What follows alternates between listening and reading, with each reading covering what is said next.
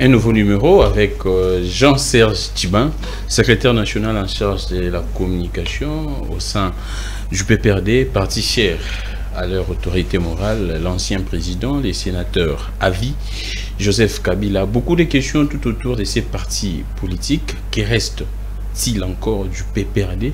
Que fait les PPRD actuellement? Kabila, leur autorité morale, Joseph Kabila, notre ancien président, se retrouverait où? Comment actuellement ces structures, les PPRD n'étaient pas partants à boycotter les élections générales du décembre 2023. Beaucoup de questions. Récemment, Maman Olive Lembe, l'épouse de Joseph Kabila, a tenu des propos, a même intercédé pour les retours de son époux, de son mari, Kabila au pouvoir. Les gens se posent des questions. Par quelle magie, par quels moyens, par quel miracle? Les propos tenus récemment par Augustin Kabouya. Et également, il y a eu un témoignage d'un proche de Corneille Nangaa aux arrêts au niveau des services de sécurité de la République démocratique du Congo, qui a également cité les noms de Kabila comme parmi les gens qui seraient, pas qui seraient selon lui, des gens qui sont derrière la rébellion de Corneille Nangaa, AFC, M23, ainsi de suite. On se poserait des questions. Est-ce Kabila a réellement informé les autorités compétentes lors de sa sortie ou non? Tant de questions à se poser qui restent jusqu'à présent sans réponse. C'est vrai que les PPRD et les FCC, les deux, ont pondu un communiqué en réaction bien sûr à tout ce qui s'est dit et contre leur autorité morale. Nous allons avoir la version de Jean-Serge Tchibin, comme je disais, secrétaire national en charge de la communication de ces partis politiques que j'ai l'honneur de recevoir. C'est parmi les jeunes très brillants de notre génération. Actuellement, ce sont eux les stars au niveau de ces partis politiques. Je salue également en passant Jimmy Kitenge, Papimba ou Aristote Ngari, et tous les restes. Jean-Serge Tchibin, comment vous allez? Très bien, cher Gramik, je te remercie dorénavant pour cette invitation, ça faisait très longtemps. Exactement. C'est toujours un plaisir d'être sur votre plateau et nous parlerons de la République, du parti et le PPRD. Nous parlerons de l'actualité, mais aussi nous parlerons des choses qui concernent la gouvernance actuelle avec M. Félix-Antoine Tshisekedi Tshilombo et sa famille politique. Alors, Jean-Serge Tchibin, sans plus tarder, nous commençons avec les PPRD. Pourquoi est-ce qu'actuellement les PPRD suscitent beaucoup d'intérêt au sein de l'opinion? Vous qui, il y a de cela 6 ans, 7 ans, 8 ans, les PPRD étaient considérés comme les diables du Congo, comme l'ennemi des Congolais. Mais nous constatons de plus en plus avec les temps, les PPRD suscitent de l'intérêt au sein de l'opinion. Qu'est-ce qui se passe? Le PPRD, quand nous étions au pouvoir, nous étions un parti très diabolisé, par l'UDPS. Très diabolisé. Très diabolisé. Un parti qu'on avait diabolisé quand nous étions au pouvoir. On avait diabolisé notre président national. On nous avait diabolisé pour qu'enfin, ceux qui étaient à l'opposition puissent trouver de la place au sein de l'opinion publique. Mais malheureusement, les événements ont fait que ceux qui étaient à la base de notre diabolisation sont arrivés au pouvoir. Ouais. Au pouvoir, ils devaient nous amener du changement. Au pouvoir, ils devaient amener ou améliorer le social. Au pouvoir, ils devaient faire le triple de ce que Kabila avait fait. Mais malheureusement, ces hommes et femmes qui avaient passé plus de 32 ans à diaboliser Mobutu, Mobutu est parti, ils ont diabolisé Mouzé, Mouzé est parti, Kabila, Joseph, notre autorité idéologique arrive, 18 ans durant, l'UDPS n'avait fait que saper l'honneur de ces grands hommes qui est Joseph Kabila et l'honneur de notre grand parti. Ils arrivent au pouvoir, comme je l'ai dit tantôt, ils sont incapables de donner le minimum par rapport à tout ce qu'ils avaient promis à la population congolaise. L'UDPS serait incapable de donner le minimum. Le minimum de tout ce qu'ils avaient déjà promis quand ils étaient à l'opposition. Alors, le peuple ayant compris cela, le peuple ayant pris la bonne mesure de ne plus accepter le mensonge de l'UDPS, le peuple a fait le bon choix aujourd'hui de redemander pardon, mais aussi de redéfinir ses intérêts vis-à-vis de partis politiques en République démocratique du Congo. Voilà pourquoi le PPRD fait aujourd'hui au milieu de partis politiques et est entouré de hommes et de femmes qui veulent à tout prix que ces partis puissent disparaître. Et le PPRD fait l'objet de beaucoup de convoitises de la part de l'UDPS et de l'Union Sacrée. N'oubliez pas, nous étions déjà en coalition. Quand la coalition a pris fin unilatéralement, ceux avec qui nous étions en coalition voulaient à tout prix que le PPRD puisse disparaître. Que le PPRD et le FCC puissent disparaître parce que, ayant compris que le PPRD, c'est le plus grand parti de la République démocratique du Congo, le parti le mieux structuré, le parti le mieux implanté dans notre pays, il fallait que cette machine politique de Joseph Kabila puisse disparaître pour enfin que ceux qui avaient des idées suicidaires, des idées négatives pour faire partir Joseph Kabila sur la scène politique, qui puisse avoir une mainmise sur Kabila, mais aussi sur ses outils politiques. Mais malheureusement, les choses n'ont pas évolué dans ce sens. Ils avaient commencé à dépouiller notre parti des cadres qui sont nombreux ou qui étaient nombreux à traverser à travers cette vague de débauchage, du vagabondage politique. Ils avaient même tenté de dédoubler notre parti. Ça n'avait pas marché. L'UDPS a tenté de dédoubler. Ils avaient tenté de dédoubler le PPRD. Ça n'avait pas marché. Ils avaient même tenté de dédoubler le FCC, qui était géré par un ancien député du PPRD, du Sankou, de l'espace Kassai. Ça n'a pas marché. Ils ont compris que la vraie machine politique de Joseph Kabila, la force de Joseph Kabila, c'est ses structures politiques. Voilà pourquoi aujourd'hui, on cherche à tout prix qu'on puisse fermer le PPRD, qu'on puisse retirer l'agrément du PPRD, qu'on puisse faire disparaître le PPRD sur la scène politique. Alors, Jean-Serge Tchibin, là vous avez parlé de beaucoup de choses, mais allons, parlons du PPRD. Les récents communiqués du PPRD signés par les SP, Chadari, met en garde l'UDPS, pas l'UDPS, mais les régimes Tshisekedi. En mettant en garde les régimes Tshisekedi, les SP voudraient dire quoi, vous étant que secrétaire national en charge de la communication du PPRD? Mais le PPRD est un grand parti, comme je l'ai dit, un parti qui respecte la Constitution, un parti qui respecte les lois de la République.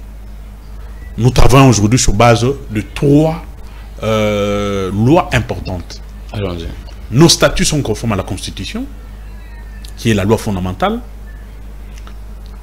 Nos statuts sont conformes à la loi portant fonctionnement et statut et fonctionnement de l'opposition.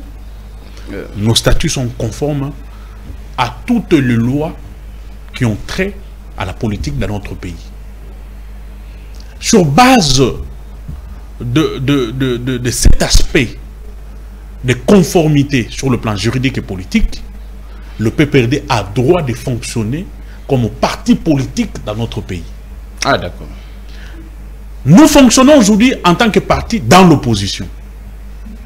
Quel est l'outil qui nous donne le moyen pour faire notre politique? C'est la loi portant statut de l'opposition. Ouais. Cette loi nous donne comment nous devons nous organiser en tant qu'opposition, comment nous devons nous organiser pour récupérer le pouvoir, et nous donne le champ d'application en ce qui concerne nos activités, mais surtout notre démarche en tant que parti de l'opposition. Allons-y. Mais l'UDPS veut aujourd'hui instaurer une pensée unique. L'UDPS va installer les élèves ou l'UDPS. L'UDPS, parti phare de la majorité, veut aujourd'hui installer une pensée unique. L'UDPS et l'Union sacrée veulent nous installer une dictature. Mais ils savent qu'en face, la vraie opposition, la force de l'opposition, de la résistance aujourd'hui en République démocratique du Congo est caractérisée ou est représentée par le PPRD. D'où toute le baliverne, toute le manœuvre, tout le complot que ceux qui veulent que le PPRD puisse disparaître sont en train de préparer pour nuire à notre autorité idéologique et Joseph Kabila, mais aussi à notre parti. Nous sommes un parti démocratique. Notre combat est un combat démocratique et notre combat ne nous empêche pas que nous puissions fonctionner comme une structure politique, comme un parti politique. Mais aujourd'hui, le PPRD pose problème ou dans sa démarche démocratique. Quelle est la loi que nous avons enfreint en tant que parti politique? Il n'y a pas de loi. Le PPRD n'a pas commis des actes qui peuvent pousser l'autorité compétente à nous ravir ou à radier ces grands partis sur la liste des partis politiques. Mais il y a des pourquoi ceux-là qui ont des idées nuisibles veulent à tout prix s'en prendre au PPRD? Parce que ces gens savent que la force de l'opposition, c'est le PPRD. Et le PPRD aujourd'hui peut contrer l'UDPS par rapport à tout ce qu'ils ont comme projet sur la table, notamment le changement de la Constitution, notamment la pensée unique qui veulent nous installer en République démocratique du Congo. Alors, c'est pourquoi vous mettez l'UDPS en garde, l'Union sacrée, les régimes Tshisekedi. Pourquoi n'allez pas directement citer les noms de Tshisekedi? Apparemment, ces communiqués donneraient une image de la peur. C'est vrai ça? Le PPRD n'a pas peur. L'UDPS cite Kabila. D'abord, a du mal à citer. Vous devez lire notre commune. Nous avons cité le nom de M. Félix Tshisekedi. Parce que nous savons que l'UDPS égale Kabouya, l'UDPS égale Félix Tshisekedi. Ah, d'accord. Union sacrée égale collège de président égale Félix Tshisekedi. Ah, d'accord. Nous avons cité M. Félix Tshisekedi. Prenez notre communiqué, lisez-les en entièreté, vous verrez que nous l'avons cité. Nous n'avons pas peur. Nous ne devons pas avoir peur. Pourquoi? Allons-y. Parce que, comme je l'ai dit tantôt, nous sommes un parti républicain. Nos compatriotes, nos camarades qui constituent ces grands partis respectent les lois du pays en vigueur. Et je vous ai donné les exemples de lois qui nous donnent la force de travail, qui nous donnent tout ce que nous avons aujourd'hui comme responsabilité, tout ce que nous avons comme aujourd'hui comme pouvoir en tant que parti de l'opposition pour travailler.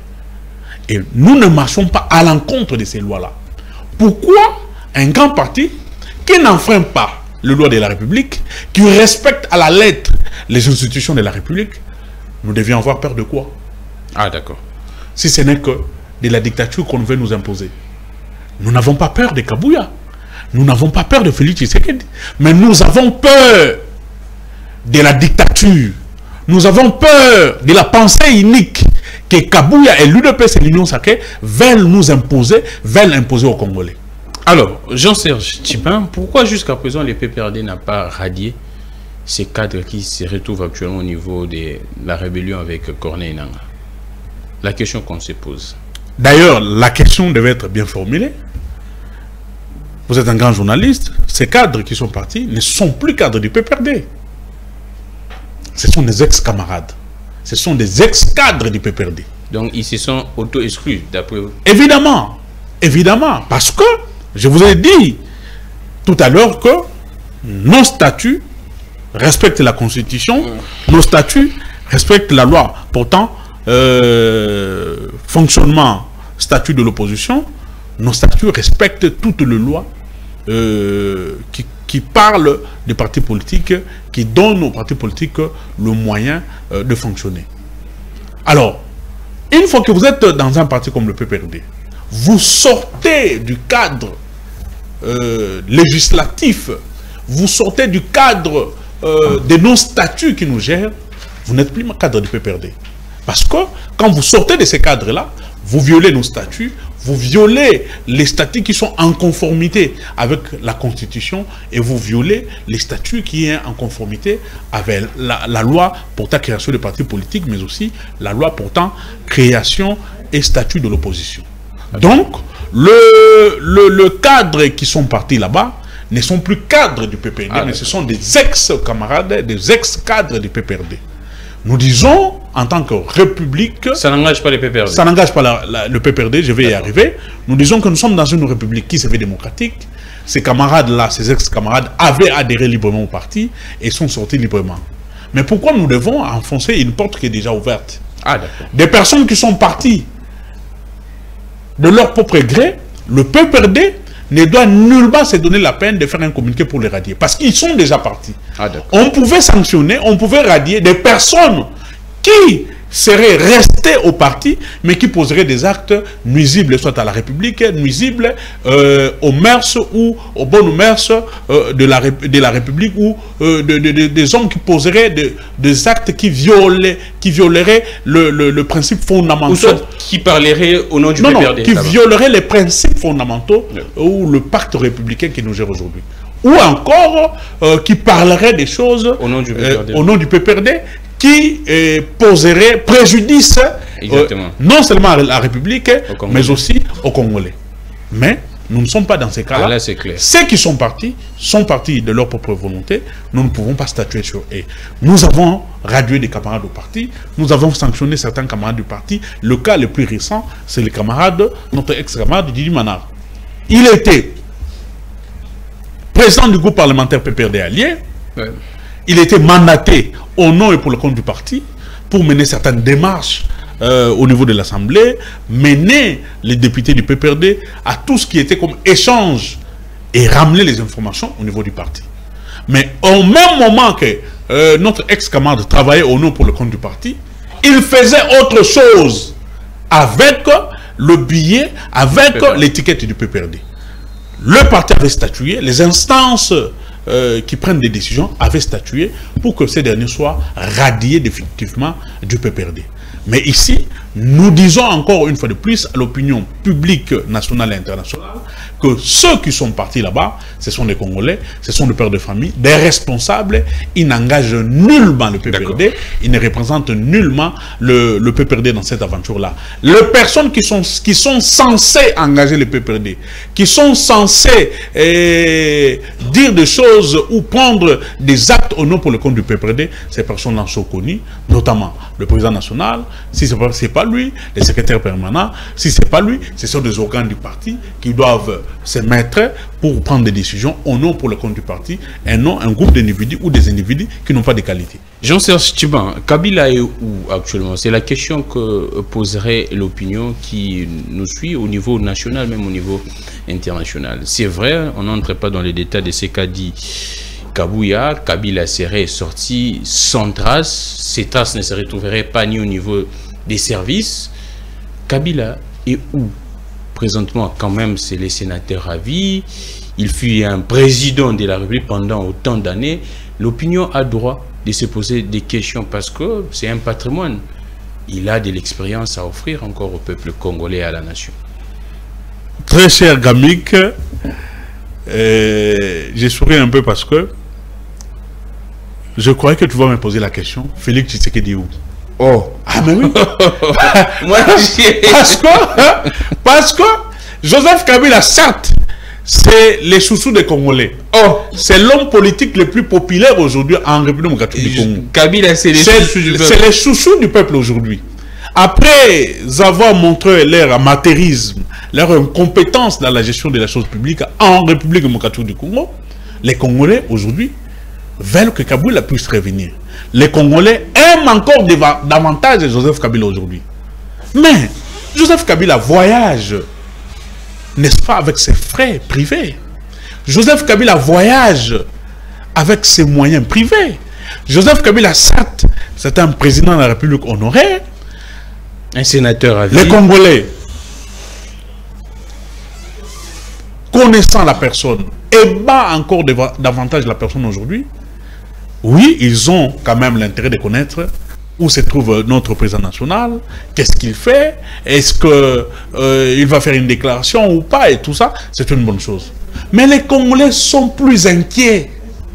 Quand c'est lui qui mange, qui vit, qui voyage aux frais et pour l'intérêt de la République, avec l'argent de la République, sort de Kinshasa pour une destination inconnue, les Congolais sont inquiets. On attend encore la déclaration de Kabouya. Oh. Ah oui.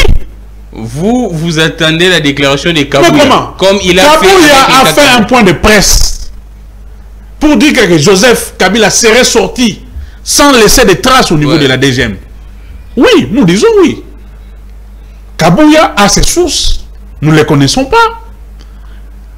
On attendra peut-être que la DGM puisse nous donner des détails là-dessus. Si les informations livrées par Kabouya étaient vraies ou fausses. Mais ce qui intéresse les Congolais maintenant, c'est de savoir où se trouverait le président de la République en ce moment. Ça fait plus de 5 jours. C'est quand même notre chef de l'État. Que nous soyons de l'opposition, que nous soyons de la résistance, c'est quand même notre chef de l'État. Que nous l'aimons ou pas. Parce que c'est notre chef de l'État. Nous avons l'intérêt de l'aimer, mais nous avons quand même des points divergents en ce qui concerne la gouvernance publique. En ce qui concerne les politiques qu'il applique au niveau de la gouvernance publique. Nous sommes séparés à ce niveau-là. Les Congolais veulent savoir où se trouve notre chef de l'État. On parlerait... Il fait quoi? Comment est-il sorti? Pourquoi les services de sécurité sont restés bouche bée? Pourquoi la DGM est restée bouche bée au moment où le monde entier a des yeux braqués sur la République démocratique du Congo? La DGM devait nous donner, ne serait-ce que la traçabilité de la sortie du chef. Qu'est-ce qu'il est en train de faire en ce moment? Ça pose problème. Sous les rênes... Mais je vois quand même aujourd'hui des gens, en lieu et place de s'intéresser au chef de l'État, c'est lui qui est payé par les Congolais, c'est lui qui voyage avec l'argent du contribuable congolais, c'est lui qui fait des missions au nom pour le compte de la République. On laisse celui-là pour s'intéresser à Joseph Kabila. Nous acceptons, mais nous disons que Joseph Kabila est sorti ici pour l'Afrique du Sud. Ce n'est pas un secret. Il est sorti pour des raisons d'ordre académique. Mais notre chef de l'État est où?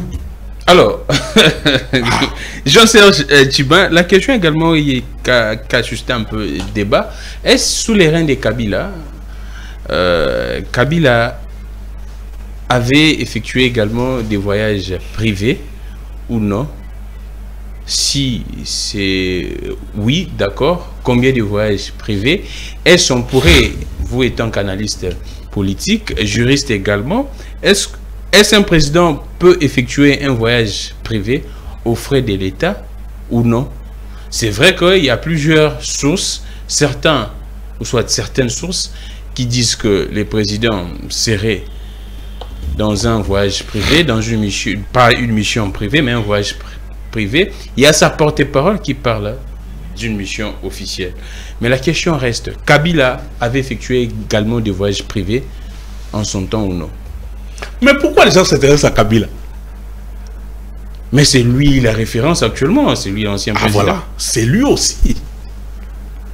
L'homme le plus chouchouté aujourd'hui par la République et les Congolais. Voilà pourquoi les Congolais se posent beaucoup de questions. Voilà pourquoi les Congolais veulent les comparer aujourd'hui. Malgré que c'est lui qui dirige aujourd'hui et sa famille politique n'ont pas des actions, n'ont pas un bilan dans leur actif. Alors, un chef de l'État peut faire un voyage privé. Aux frais de l'État ou bien avec ses propres frais? Tout dépend du contexte. Ah, d'accord. Est-ce que c'est un voyage privé au nom pour le compte de la République? Est-ce que c'est un voyage privé pour sa famille restreinte ou pour ses besoins personnels? Parce qu'il y a des voyages privés qu'un chef, qu'un responsable peut faire au nom de la République, mais pour l'intérêt de la République. On n'est pas forcément obligé de connaître ce qu'il va faire là-bas, mais on connaît au moins que M. Gramik, Premier ministre et chef de l'État, est sorti de la RDC vers X pays pour discuter, pour parler au nom de la République. Mais peut-être qu'on ne verra pas des images, peut-être qu'on n'aura pas les moindres détails des discussions que notre représentant ou notre chef aura avec le représentant des dirigeants de ces pays-là. Ça peut se faire. Un voyage peut aussi être privé, mais pour des intérêts personnels. Par exemple, les chefs de l'État sortent du pays pour des vacances. Aujourd'hui, sous Félix Tshisekedi et ailleurs, en France, dans d'autres pays, oui, certes, les présidents ont quand même un droit à des vacances pour se ressourcer, pour avoir un peu du temps de se reposer et revenir. Mais sous Joseph Kabila, il n'était pas question d'avoir des vacances, il n'était pas question de se reposer parce que nous sommes un pays en reconstruction. Nous faisions à cette époque-là face à plusieurs défis. Le défi de la reconstruction du pays, le défi du développement intégral du pays. Il n'y a jamais eu de vacances pour Kabila. Nous devions faire face à la guerre à un même moment. Et toutes ces choses-là faisaient que le chef de l'État s'est privé, malgré qu'il a le droit d'aller en vacances et se reposer. C'est un humain. Mais il ne le faisait pas pour ces raisons-là. Parce que nous sommes un pays en reconstruction, nous étudions et nous sommes un pays qui avait plusieurs défis à relever. Et ces défis-là demandent du temps, ces défis-là demandent un contrôle rigoureux, ces défis-là demandent un suivi particulier par les chefs de l'État. Alors, Jean-Serge Tchiban, il y a beaucoup des mots qui se sont dits au niveau des réseaux sociaux, au niveau des médias. Quand on dit Kabila Zala clair, comment est-ce que vous le comprenez? Là, c'est les premiers, si je pourrais dire, les premiers concepts, bien la première phrase. La deuxième, j'ai reçu ici un ancien transfuge du PPRD qui a dit ouvertement et a assumé que la majorité des jeunes aujourd'hui du PPRD sont déjà recrutés pour faire du mal à la patrie, pour intégrer la rébellion des Corneilles Nanga. Comment est-ce que vous réagissez? C'est vrai que le PPRD a déjà réagi, mais quand on parle de la jeunesse du PPRD, la plupart des jeunes sont là, et il y a certains qui disent que Kabila a la claire. Comment est-ce que vous comprenez? Qui sont ces personnes qui disent que Kabila a la claire? Zachary l'a dit. Il est qui? Actuellement, c'est un député provincial. Il a quelle qualité? Il vous a côtoyé, il a... Oui, le fait de nous côtoyer vous donne le droit de parler de n'importe quelle manière sur Kabila, sur le PPRD. Ou le fait d'avoir été dans notre famille politique lui donne le droit de dire n'importe quoi sur Kabila. C'est ça le mal. Gamik, notre pays est en danger. Notre pays a plusieurs problèmes aujourd'hui. Doit-on venir sur ces plateaux donner une certaine importance à ces fameux députés que vous avez cités? Est-ce que c'est un modèle en politique dans notre pays? Est-ce que c'est une référence en politique dans notre pays? Est-ce que c'est une personne inspirante pour des générations futures? Nous disons non. Prenons le temps de parler de la République. Réfléchissons pour la bonne marche de cette République. Félix Tshisekedi et sa famille politique ne sont pas des ennemis. Nous sommes des adversaires politiques. Ouais. Il fait son combat. Nous faisons notre combat. Mais notre point commun, c'est la RDC. La jeunesse du PPRD, c'est tout vous. Je vais y arriver. Notre point commun, c'est la République démocratique du Congo. Mais maintenant, ce qui nous sépare, c'est la manière de réfléchir. C'est les approches que M. Félix Tshisekedi prend et sa famille politique. C'est les approches que nous prenons et c'est les approches que nous avons prises hier. Des approches que nous assumons et des approches que nous continuerons à assumer demain. C'est ce qui nous sépare. Ce qui nous sépare aujourd'hui dans ces combats politiques, ce sont des idées. Allons-y. Ce sont des idées. Alors, on ne fait pas un combat de muscles. Nous ne faisons pas un combat de boxe ici. Nous faisons un combat sur des idéaux. Ce qui nous sépare avec Félix Tshisekedi, ce sont des idéaux, ce sont de fondamentaux en ce qui concerne la gestion de la République démocratique du Congo. Nous avons des points de vue contraires par rapport à la gouvernance actuelle. Mais nous ne sommes pas des ennemis. Donc, ceux qui pensent qu'ils peuvent dire des choses pour nuire aux jeunes du PPRD, qui peuvent dire des choses sans preuve pour discréditer la jeunesse du PPRD, ils sont en train de faire un travail qui ne va pas leur donner ce qu'ils cherchent. Parce que ces jeunes-là sont en République démocratique du Congo. Nous avons choisi le PPRD parce que ce parti est un parti de valeur. Nous avons choisi Joseph Kabila parce que Joseph Kabila est un modèle, parce que c'est un pacificateur, parce que c'est quelqu'un qui a géré ce pays de main de maître, c'est quelqu'un qui a laissé dans ce pays de preuves de développement, des indices de développement. Alors, nous allons continuer avec cette lutte, avec ces combats républicains jusqu'au bout. Ceux qui peuvent quitter pour rejoindre ce groupe rebelle ou ce mouvement rebelle sont libres de partir, mais n'engagent pas les PPRD. D'accord. Alors, Jean-Serge Tchiban, aujourd'hui, c'est vrai que vous l'aviez également dit au début de l'émission, mais de plus en plus, moi, étant que journaliste, je fréquente également des milieux politiques. Il y a du moins des gens qui les disent, en réalité, qu'actuellement, s'il y a quelqu'un qui pourrait faire face à ces régimes, ce n'est que Kabila. Pourquoi est-ce qu'on les dit? Parce que Kabila, c'est un ancien militaire, Kabila a beaucoup d'argent. C'est Kabila, selon certaines personnes, qui auraient donné le pouvoir à ce régime actuel. C'est vrai que Kabouya l'a également dit, Kabila Tali, Amouni, UDPS, Bazas, Soria, Pessibang. Pourquoi est-ce que les gens pensent que c'est Kabila qui pourrait, seul Kabila qui pourrait faire face à ce régime? Ces personnes qui disent ces choses se fondent sur des aspects. Allons-y. Le premier aspect, c'est l'aspect sur le plan politique. Kabila, président de la République honoraire, Kabila, président national du PPRD, Kabila, autorité idéologique et autorité morale du FCC. Sur le plan politique, Kabila n'est pas n'importe qui dans ce pays. Je vous ai dit tantôt, cher Gramik, que le PPRD, c'est le plus grand parti de la RDC. C'est le parti qui est enraciné jusqu'au niveau de secteur, territoire et au niveau de province de notre pays. nous venions de fêter ou commémorer le 22e anniversaire de notre parti. C'est le 31 mars 2024.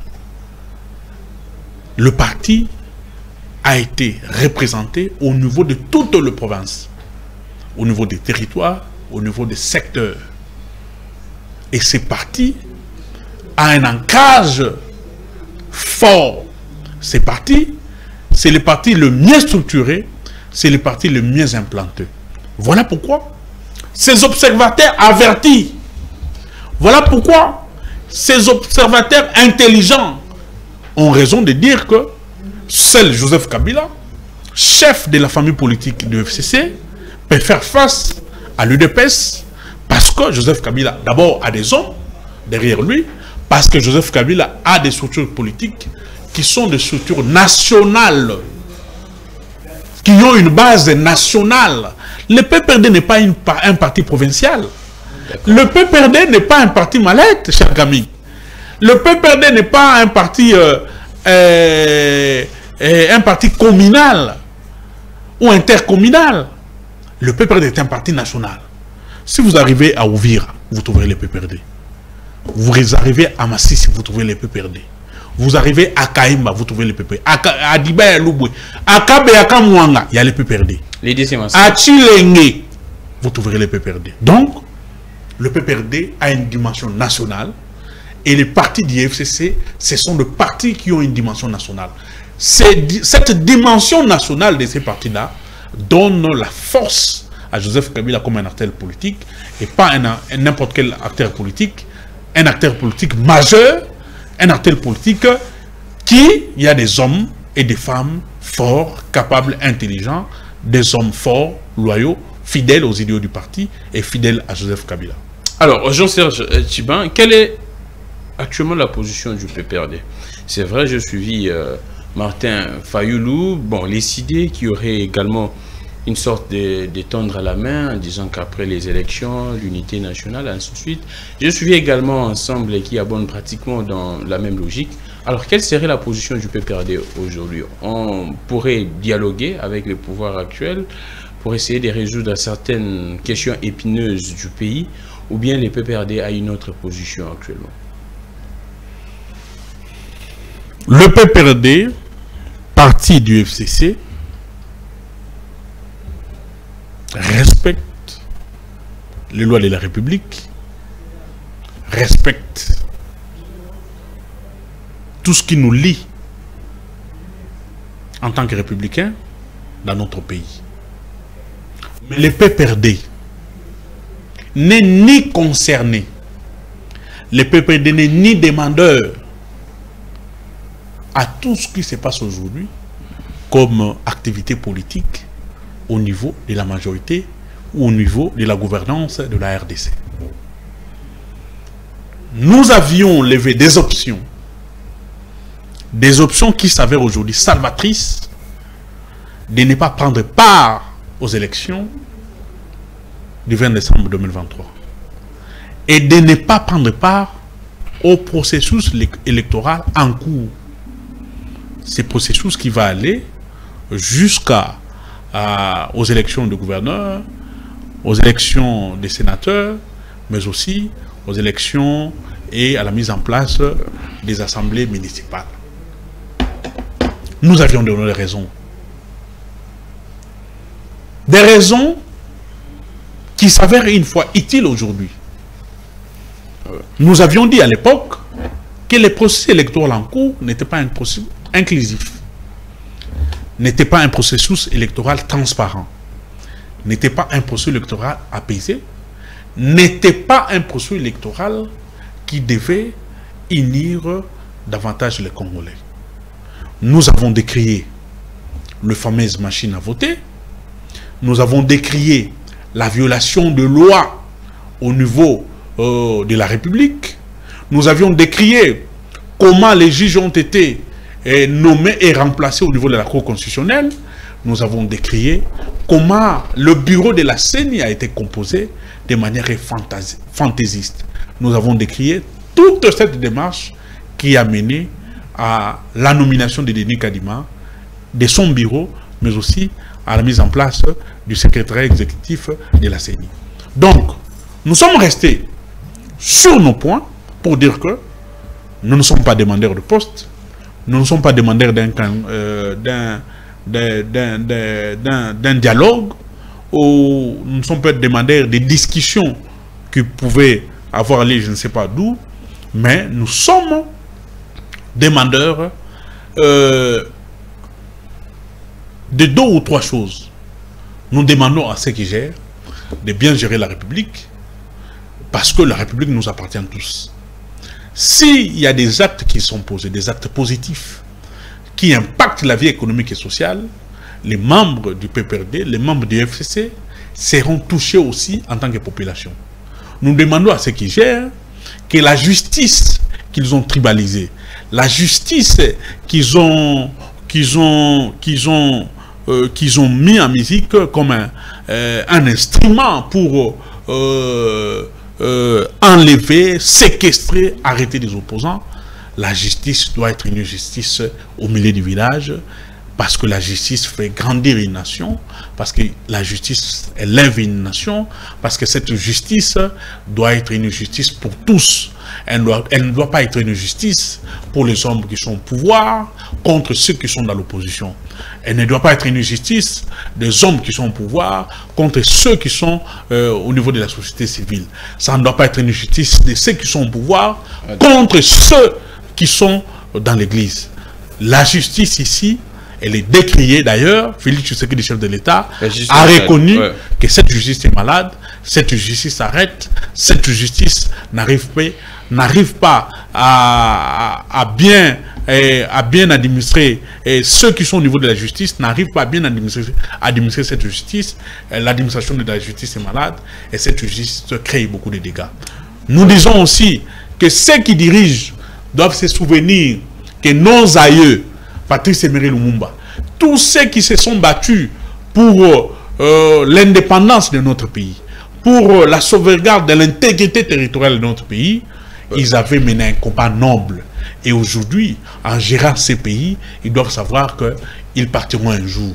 Le Congo restera un et indivisible. Ils doivent travailler pour garder ces pays entiers, mais surtout pour léguer aux générations futures un pays entier avec des valeurs, un pays entier où il fait beau vivre, un pays entier où la solidarité, l'unité nationale règne pour tous. Alors, on finit par cette question. Jean-Serge Tchiban, nous avions suivi, nous tous, Maman Olive Lembe, Madame Olive Lembe, l'épouse de M. Joseph Kabila, a intercédé même.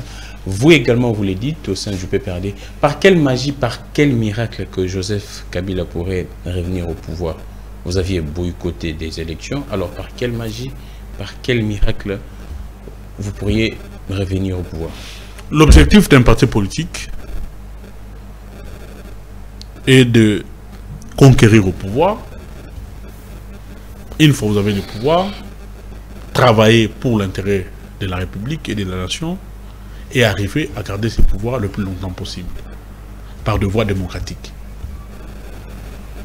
Nous avons perdu le pouvoir, nous avons accepté sportivement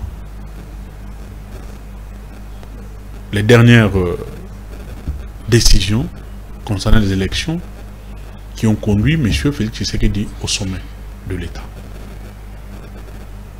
Nous étions en coalition.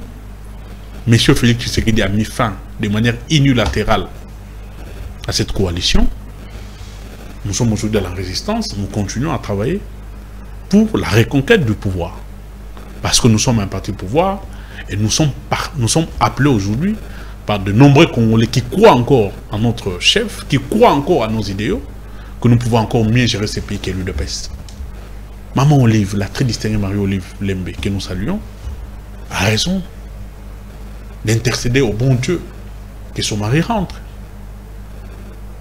Son mari dirigeait ce pays. Nous avions un budget de 4 milliards. Avec les 4 milliards, nous avons construit des routes. Tshisekedi a dit aujourd'hui, très chakramik, allons molo molo. Oui, on finit par là. Aujourd'hui, les gens sont fiers. Je peux être en costume tel que tu es là. Tu prends un bus ici jusqu'à Kipit grâce à Joseph Kabila. Vous quittez ici à 6h, au plus tard 15h, 18h, vous êtes à Kiputi. C'est grâce à Joseph Kabila. Avec un budget de 4 milliards.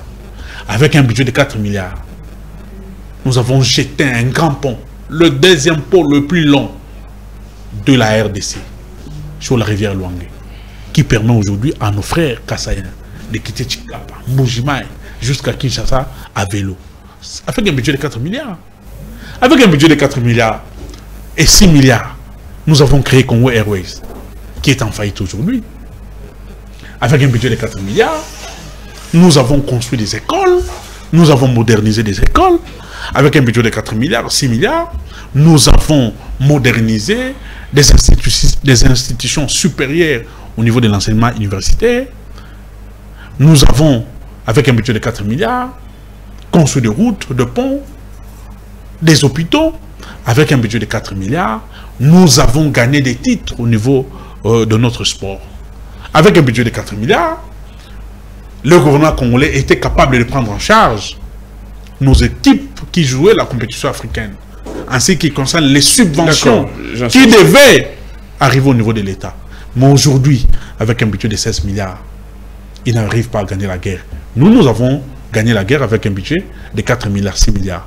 Nous avions acheté des avions Sukhoi qui servent la République encore aujourd'hui avec un budget de 4 milliards et 6 milliards. Ils ont un budget de 6 milliards. Quels sont le matériel militaire sophistiqué qu'ils ont acheté pour mettre fin à la guerre à l'Est? Comment vous vous sentez? Ils ont un budget de 16 milliards aujourd'hui pour finir, très cher Gamik. Qu'est-ce qui empêche les achats de Congo? Ils sont 12 mois impayés. Qu'est-ce qui empêcherait aujourd'hui à ceux qui ont un budget de 16 milliards de s'acheter des avions? Nous avons fait un leasing avec Kenya Airways, une société en faillite. Les contrats étaient résiliés unilatéralement parce que nous sommes insolvables. Le gouvernement congolais est insolvable. Nous avons fait un autre leasing avec une société, je ne sais pas, brésilienne et tout ça. Aujourd'hui, le Congo est en faillite. Le Congo n'a pas de moyens. Le Congo ne sait pas construire de route. Le Congo ne sait pas payer ses fonctionnaires les 5.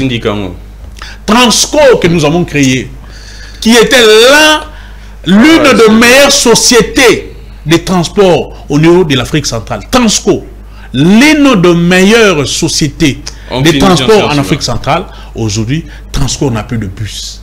Il y a 2 semaines passées, les agents de cette société étaient en grève. Le bus ne sont pas sortis à Kinshasa parce qu'il y avait une pénurie de carburant. La société n'avait pas payé l'argent qu'elle devait payer à la société pour avoir pour se ravitailler en carburant. C'est grave. Aujourd'hui, les léopards qui devaient faire un stage professionnel au mois de mars ici, ce stage a été reporté sine die. Kaboul nous a dit qu'il n'y a pas de moyens. Aujourd'hui, ceux qui ont presté, qui ont rendu de loyaux services à la nation pour organiser ces jeux ici, ces fameux jeux de la francophonie, sont impayés. Nous avons même vu un ancien DJ, entre guillemets, qui aurait pris l'argent de l'État aujourd'hui, crier sur les agents du ministère de la Finance. Donc, nous disons aujourd'hui que le Congo est en faillite, le Congo est malade. Ceux qui ont rendu ces pays malades sont ceux qui sont à l'UDPS, ceux qui sont à l'Union sacrée. Nous devons travailler pour que... On est arrivé à la fin, mais en une seconde, vous regrettez les élections de 2018 et qui ont conduit ces régimes au pouvoir ou non? Avant, je regrettais, mais aujourd'hui, je ne regrette pas. Parce que, grâce à ces élections, les Congolais ont vu la grandeur de Kabila. Les Congolais ont compris la différence en termes de management, en termes de gouvernance entre Joseph Kabila et Félix Tshisekedi. Les Congolais ont vu la différence en termes de gestion entre PPD et UDPS. Les Congolais, aux yeux, ont compris que l'UDPS est un parti, n'était pas un parti politique, est un groupe de pression qui voulait avoir le pouvoir, pour le pouvoir, sans vision, sans projet politique, sans moyen de mettre ces idées qu'ils avaient à l'opposition, entre guillemets, pour faire développer. Merci beaucoup, Jean-Serge Tchiban. C'était un plaisir. Je n'ai pas parlé de la gestion parce que vous savez très bien, les gouvernements et des missionnaires. On a nommé les nouveaux premiers ministres, Madame Judith. Jusqu'à présent, il y a blocage au niveau du Parlement. L'Assemblée nationale, pas encore un bureau définitif parce que Union Sacrée Bazo Swan. Tocha Kamere, Tocha Mbozo, Tocha Bati. Ils s'entretuent. Ils ont banaté. Donc jusqu'à présent, tout est bloqué. On ne sait même pas la date de l'organisation de cette élection du bureau définitif. Aussi longtemps au niveau de l'Assemblée provinciale, il y a même une date déjà. J'ai vu mon ami et frère Jared qui postule comme rapporteur du bureau définitif. En tout cas, toutes les bonnes chances, je pense tous ces guéguerres au niveau de l'Assemblée nationale, c'est au détriment de la nation. Exactement. C'est la nation qui perd parce que 4 mois après l'élection présidentielle, soit les élections générales, jusqu'à présent, rien n'est fait. 100 jours au Tolobé, là, qui n'a 2019, au Sénégal, ils ont fait des élections après nous. Ils ont eu les chefs de l'État. Les chefs de l'État ont nommé un Premier ministre. Le Premier ministre a mis en place un gouvernement. Ils ont tenu même un premier réunion du Conseil des ministres. Ils ont une première réunion du Conseil des ministres. Ils ont eu des résolutions. Ces résolutions sont en train d'être exécutées. Chez nous, depuis décembre, nous comptons encore 2 jours pour que nous puissions avoir un gouvernement. C'est une honte pour la nation. Merci beaucoup, Jean-Serge Tchibin. Merci beaucoup à toute l'équipe technique. Abonnez-vous massivement. J'ai vu l'amour. Comment est-ce que vous vous abonnez? Alors, et puis vous suivez l'émission, vous partagez. Je suis Gramik Legrand. On se retrouve prochainement avec un prochain invité. Vous avez eu des détails parce que vous m'aviez demandé, dérangé de vous amener quelqu'un du PPRD. J'ai appelé Jean-Serge Tchibin, secrétaire national en charge de la communication. Il a parlé. Vous aviez écouté où se trouve Kabila. Quelle est la position actuelle du PPRD? Est-ce les PPRD est pour ou contre les dialogues? Parce que je vois déjà ces demandes à travers beaucoup dans la classe politique congolaise. Vous l'aviez écouté, à vous de juger. Merci, on se retrouve prochainement. Que les dieux de toutes les inspirations continuent de nous inspirer et de vous inspirer également. Au revoir.